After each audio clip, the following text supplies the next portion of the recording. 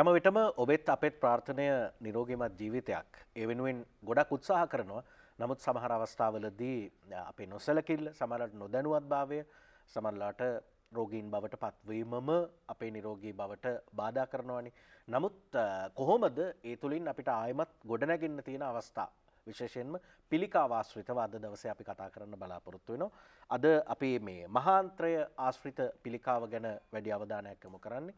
මේ මාර්තු මාසයේ පිළිබඳව කතා කරන මාසය ලෝ පුරාම දැනුවත්භාවයක් ඇති කරගන්න මාසය. ඒ ගැන කතා කරන්න අපි ආරාධනා කරා අරවින්ද දිසානායක පිළිකා රෝග පිළිබඳ විශේෂඥ ශල්‍ය වෛද්‍යතුමාට ඒ පිළිබඳව කතා කරන්න ආයුබෝවන්.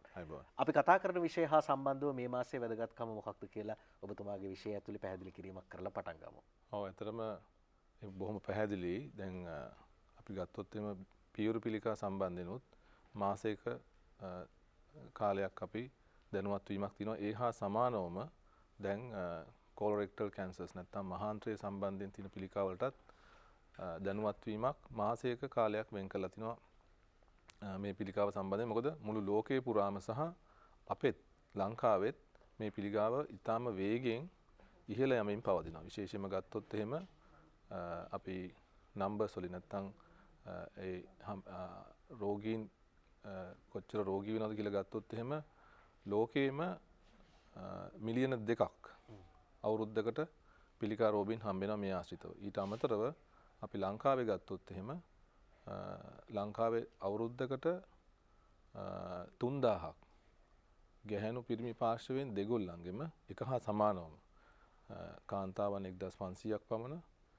පිරිමින් 1500ක් පමණ. එතකොට 3000ක් පමණ රෝගීන් ප්‍රමාණයක් අපිට අවුරුද්දකට හම්බ වෙනවා.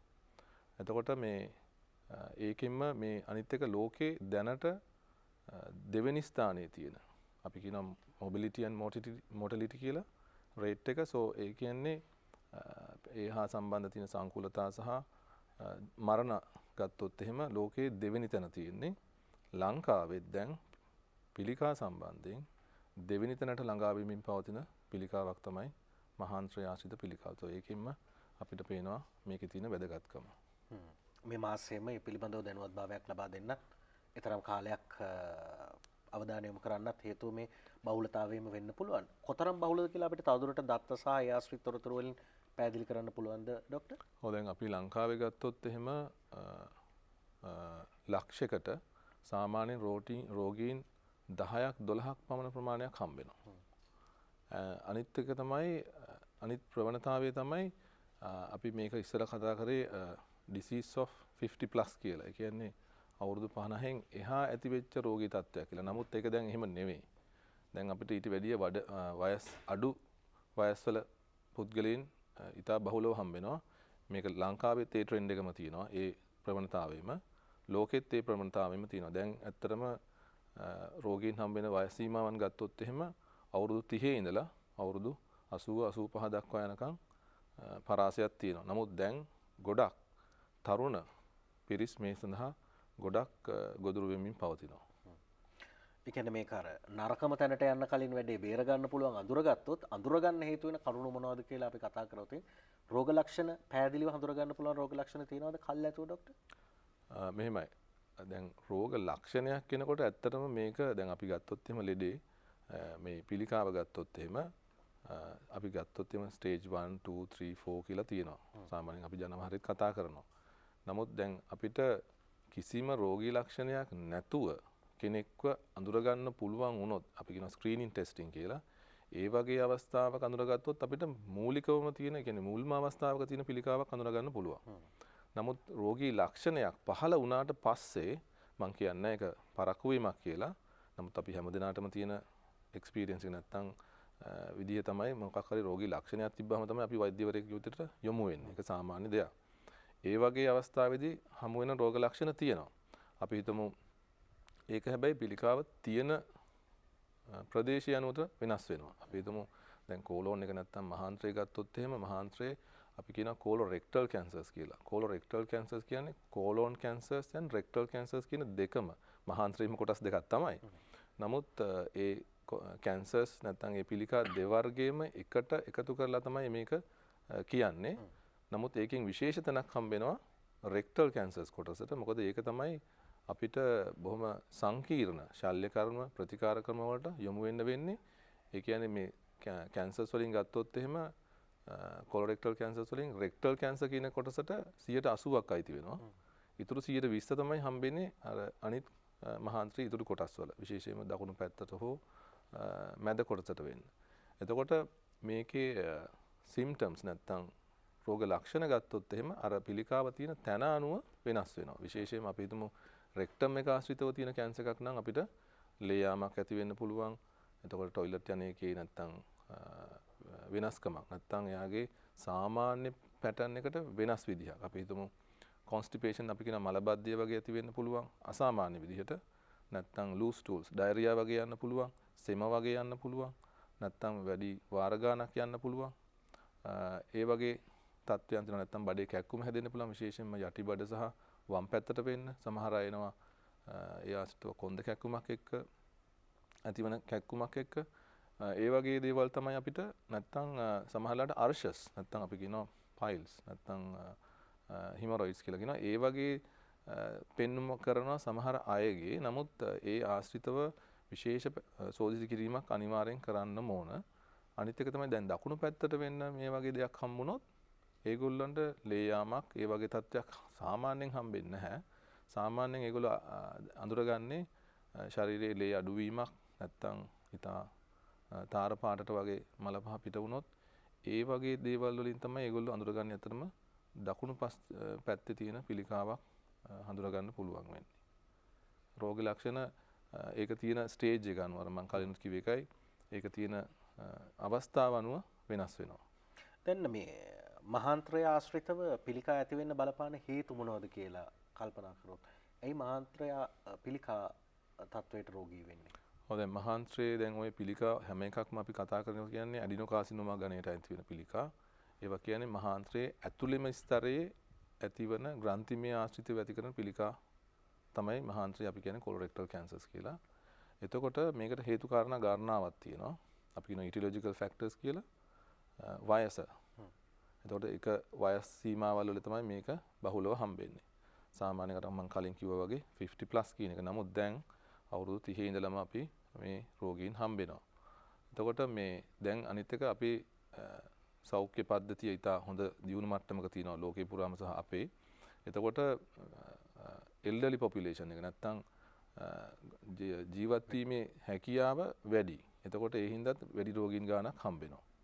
අනිත් කාරණාව තමයි ෆැමිලි හිස්ටරි එකක් නැත්තම් පවුල් පසුබිමක් තියෙන පුද්ගලයන් ඉන්න පුළුවන්. නැත්තම් පවුලේ සමීපතීන් එතකොට ඥාතීන් අම්මා තාත්තා වෙන්න පුළුවන්, සහෝදර සහෝදරිය වෙන්න පුළුවන්. නැත්නම් ඒක ෆර්ස්ට් සර්කල් කියලා කියනවා අපි.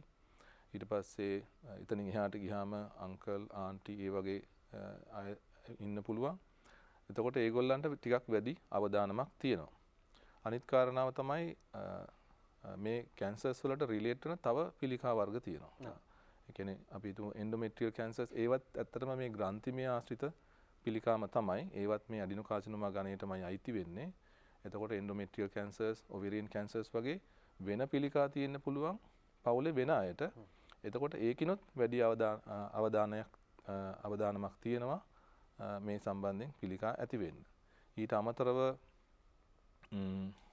එයාගේ කෑම රටාව ගත්තොත් අපි කියන ෆාස්ට් ෆුඩ්, ෆ්‍රයි කරලා කන දේවල්, අධික තෙල් පාවිච්චිය, මත්පැන් පානය, දුම්පානය ඒ වගේ දේවල් තියෙනවා. සහ ස්ථූලභාවය.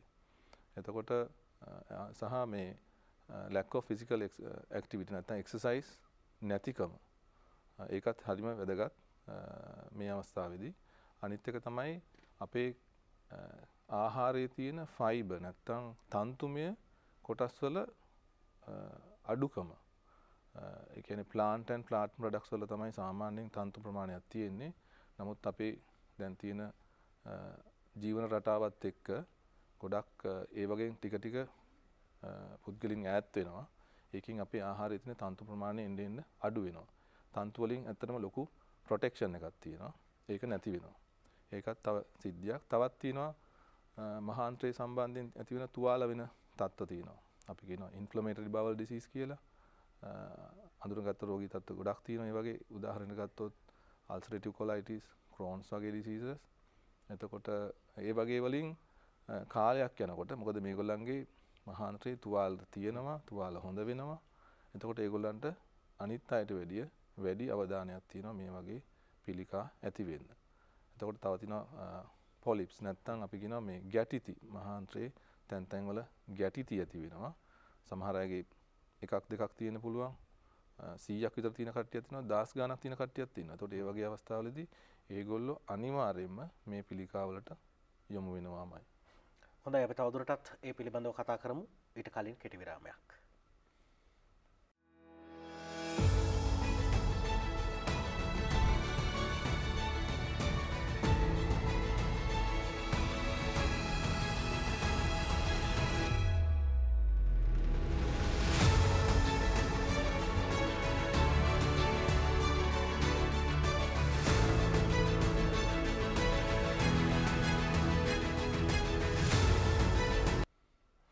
හොඳයි මහාන්ත්‍රය ආශ්‍රිත පිළිකා පිළිබඳව අපි කතා කරමින් ඉන්නේ අරවින්ද දිසානායක පිළිකා පිළිබඳ විශේෂඥ ශල්‍ය වෛද්‍යතුමත් එක්ක.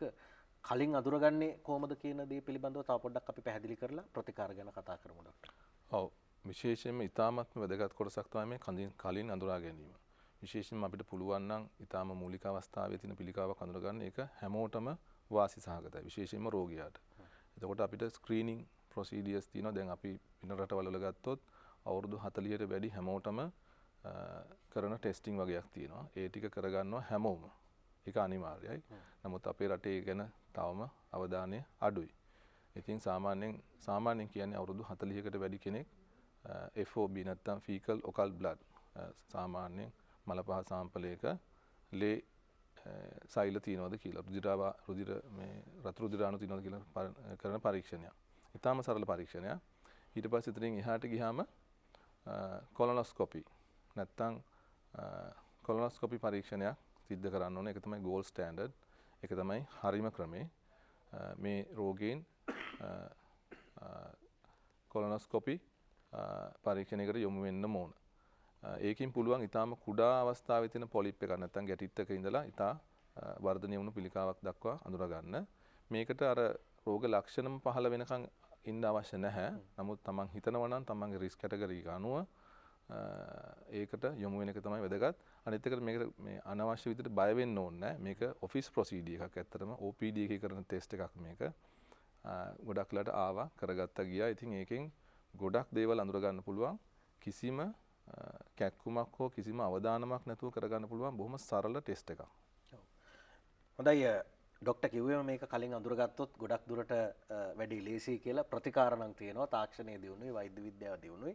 අඳුරගත්තොත් හොඳ කරගන්න පුළුවන්. ඒ හින්දා වැදගත් වෙන්නේ පළවෙනි එක නොහදාගෙන ඉන්න එක, දෙවෙනි එක පුළුවන් තරම් ඉක්මනට අඳුරගෙන වෛද්‍යවරයෙක් ළඟට යොමු කරන එක.